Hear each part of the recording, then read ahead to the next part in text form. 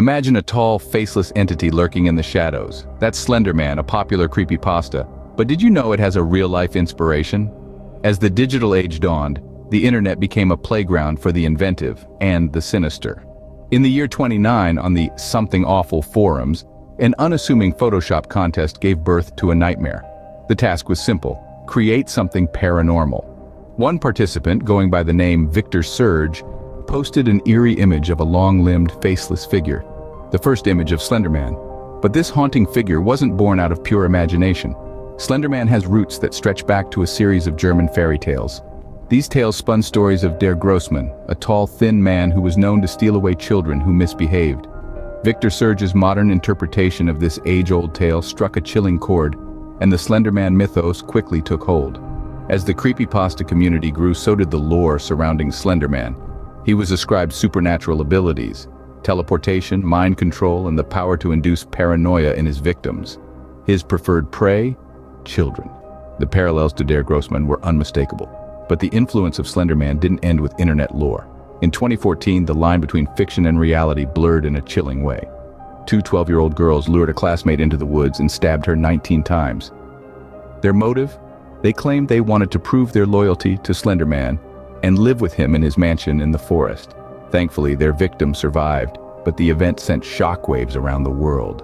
The Slenderman myth had leapt from the screen and into real life. So the next time you read about Slenderman, remember, it's not just a story, it's rooted in real-life tales and events. The internet's ability to make us believe in the unbelievable is a testament to our enduring fascination with the unknown, the unexplainable, and the downright terrifying. The Russian sleep experiment is a creepypasta that has chilled many to the bone. But it's not just a figment of a writer's imagination. This tale, wrapped in layers of horror and fear, is rooted in a disturbing reality. A reality that many would rather forget. In the heart of this story lies a gruesome psychological experiment gone horribly wrong. The narrative tells of 5 prisoners forced to stay awake for 15 continuous days, subjected to a gas that inhibited sleep. As the days wore on, the subjects descended into madness, their humanity slowly stripped away until all that was left were beasts of primal instinct. While this is a work of fiction, it is inspired by real events, by a time when the boundaries of ethical experimentation were blurred by necessity and the pursuit of knowledge.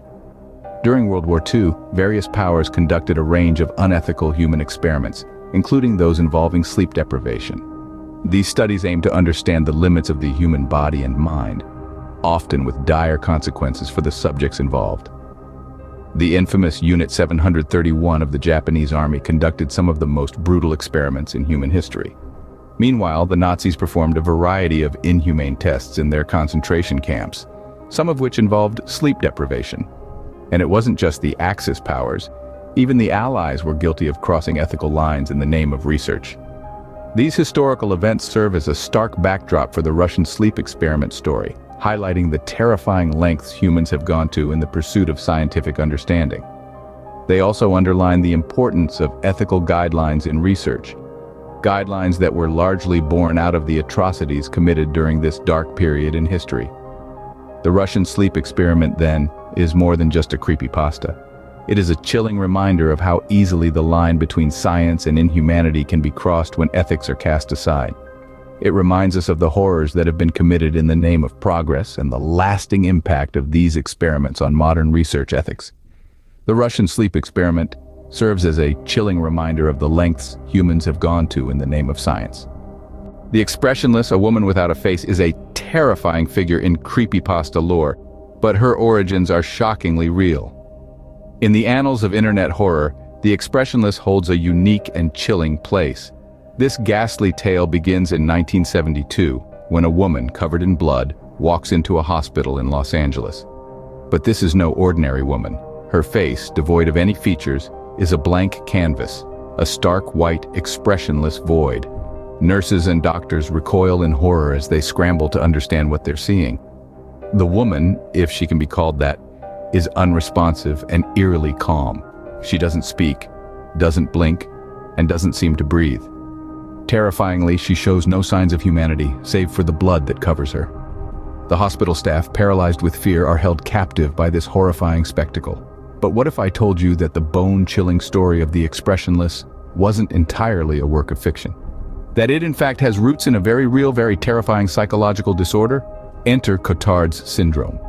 This rare and bizarre mental disorder convinces those afflicted that they are dead, or that parts of their body no longer exist. Imagine waking up one day and looking in the mirror only to see nothing staring back at you, or feeling as though your limbs, your organs, your very essence has simply vanished. Patients with Cotard's syndrome live in a perpetual state of horror, trapped in a body they believe is decaying, or worse, non-existent. The line between the living and the dead blurs, and they are left navigating a terrifying world that exists somewhere in between. The Expressionless, then, serves as a stark and haunting embodiment of this disorder. She is a mirror, reflecting back the terror and confusion that those suffering from Cotard's syndrome must feel.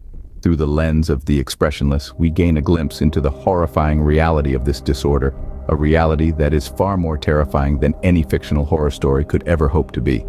The Expressionless is a haunting embodiment of a very real and very terrifying psychological disorder.